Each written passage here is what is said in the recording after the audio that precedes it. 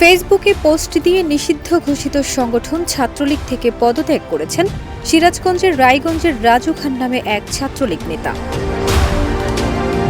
২৫ November উপজেলা ছাত্রলীগের সভাপতি ও সাধারণ সম্পাদক বরাবর লেখা একটি পত্রে এই ঘোষণা দেন তিনি।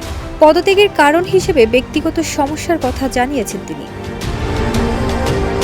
রাজু রায়গঞ্জ উপজেলার বৃক্ষগাছা ইউনিয়ন শাখা ছাত্রলীগের সাধারণ সম্পাদক অর্থাৎ ভারপ্রাপ্ত পদে ছিলেন। রাজু খান বলেন, সরকার পতনের পর উপজেলা ছাত্রলীগের সভাপতি ও সম্পাদক আত্মগোপনে রয়েছেন। এ অবস্থায় পদত্যাগ পত্রটি তাদের হাতে পৌঁছানো সম্ভব হয়নি। এজন্য সামাজিক যোগাযোগ মাধ্যম ফেসবুকে পদত্যাগ পত্রটি পোস্ট করেছে।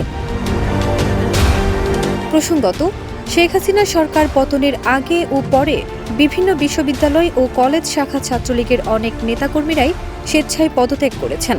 প্রায় সকলেই ব্যক্তিগত অথবা অন্যান্য কারণ দেখিয়েছেন। ফারজানা নিকিতা, দেশ রূপান্তর।